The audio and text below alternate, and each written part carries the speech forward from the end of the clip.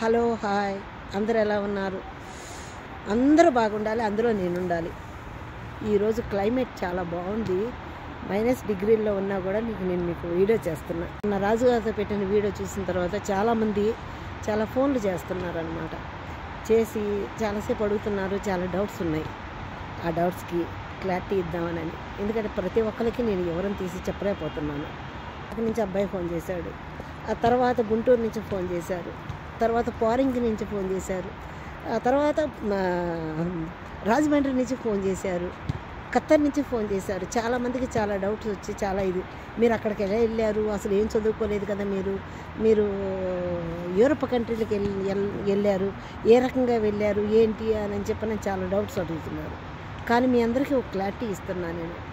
మనిషిలో సంకల్పం ఉంటే దేన్నైనా సాధించవచ్చు, విజయం సాధించవచ్చు అని నాకు అనుభవంలో తెలుసు. ఎందుకంటే నేను మార్కెట్ ఫీల్డ్లోకి వచ్చి చాలా సంవత్సరాలైంది.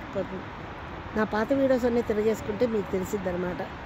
నేను ఎన్ని సంవత్సరాల క్రితం మార్కెట్ ఫీల్డ్లోకి వచ్చానో, నా బాధలు ఏంటో, నా కష్టాలు ఏంటో కూడా మీ అందరికీ తెలుసు. పాత వీడియోస్ చూడండి. కానీ కష్టాల్లోంచే పుట్టుకొస్తుంది అనమాట ప్రతి ఒక్క అనుభవం. రోజు ఒక అనుభవంతో ఉంటుంది మనకు పొద్దున్న నుంచి సాయంత్రం వరకు. ఒక్కొక్క మెట్టు స్టెప్ బై స్టెప్ ఎక్కాలంటే ఎంతో కష్టాలు పెడితే కానీ ఈ స్థాయికి రాదు. నాకు ఒక డేర్ ఉంది, మీ అందరికీ తెలుసు నేను చాలా డేర్గా ఉంటానని. ఆ డేర్లోనే వచ్చింది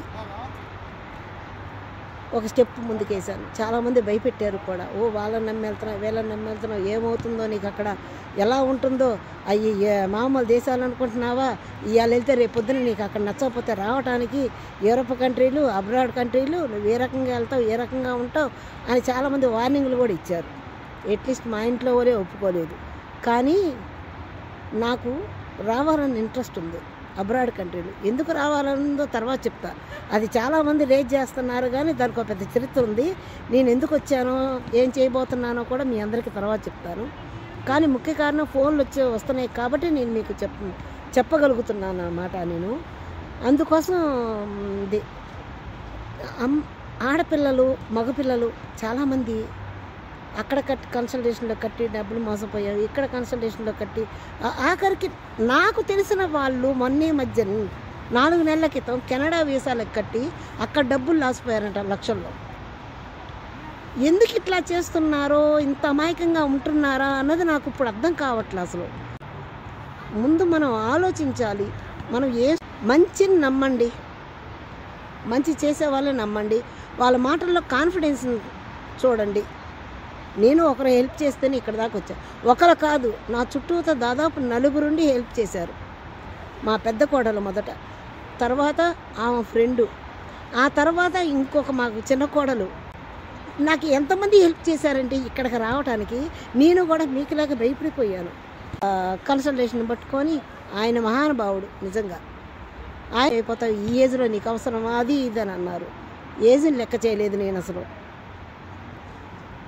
దేన్ని లెక్క చేయాలి. ముందు నేను అసలు వెళ్ళాలి అన్న ఒక మైండ్ సెట్ తోటే ఉన్నాను. నేను ఎప్పుడు వెళ్తానా అన్నట్టుగా ఉన్నా. వచ్చాను, 5 నెలలు అవుతుంది. మీ అందరికీ తెలిసిందే.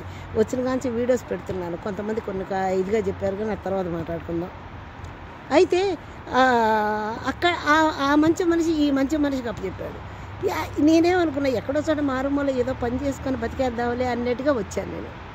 ఈరా ఇక్కడికి వచ్చాక నేను జార్జియాకి తెలుగు మమ్మీని అయ్యాను. ప్లస్ ఎంతమంది mummy mummy mummy mummy mummy. అసలు నాకు ఒక పెద్ద కుటుంబం, నాకున్నది చిన్న కుటుంబం. అది అక్కడ చిన్న ప్రపంచం, ఇక్కడికి వచ్చాక పెద్ద ప్రపంచం ఉంది. నా కోసం ఎంతమంది మమ్మీ మమ్మీ మమ్మీ, రోజు మమ్మీ మమ్మీ. ఇది చాలా గర్వకారంగా ఉంది.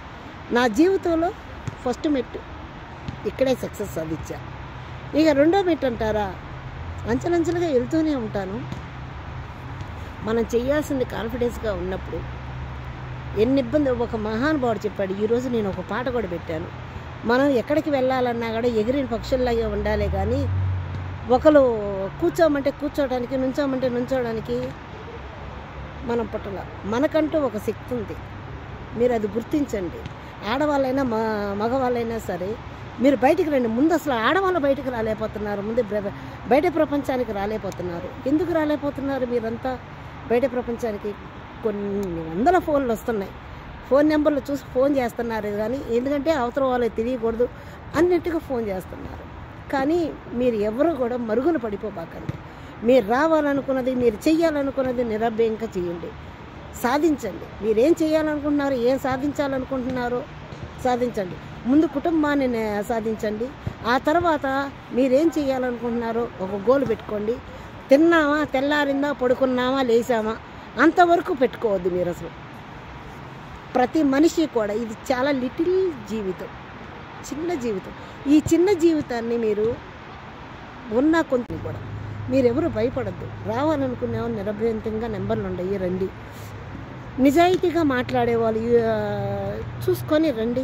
మీరు స్టెప్ బై స్టెప్గా ఇచ్చుకుంటూ రండి. అందరినీ ఒకేసారిగా ఇచ్చి మీరు మోసపోకండి. నిజాయితీగా ఎవరున్నారు, ఏ రకంగా ఉన్నారు, ఎంత కాన్ఫిడెన్స్తో ఎవరు మాట్లాడుతున్నారు అని మీరు కాన్ఫిడెన్స్ పోగొట్టుకోబాకండి. ముందు మీకు నేను చెప్పొచ్చేది అదొకటే. మీలో మొండి ధైర్యం కూడా ఉండాలి అబ్బాయి. మనం వెళ్ళాలి, ఏదో రకంగా అక్కడ సాధించాలి, వెళ్ళాలి అని అనుకొని మీరు రండి. చేసి నిడదోల నుంచి ఫోన్ చేసి ఆ అమ్మాయి ఎంత బాధపడిందంటే, ఆంటీ నేను అప్పటి నుంచే వెళ్ళాలనుకుంటున్నాను ఆంటీ, నాకు అవకాశం చిక్కట్లేదు, మీలాంటి ఆడవాళ్ళు నాకు తోడుగా కావాలంటీ అని చాలాసేపు మాట్లాడేది. అమ్మాయి మాటల్లో నాకు చాలా ఎందుకంటే చిన్నపిల్లలు ఉన్నవారు చాలా ఇబ్బందులు పడుతూ ఉన్నారంట. కుటుంబ గాథలు, ఒక్కొక్క కుటుంబ గాథలు చెప్తుంటే నాకు అసలు ఎంత ఏడుపు వస్తుందంటే, పోతే నా ఫోన్ నెంబర్ ఎలాగో ఉందిగా, మీకు ఫోన్ చేయడం అలవాటుగా చేసేసేయండి, ఇంకేం బాధ లేదు. ఓకేనా, బాయ్. చూడండి ఈ రైల్లో కూడా మాట్లాడుతున్నా నేను.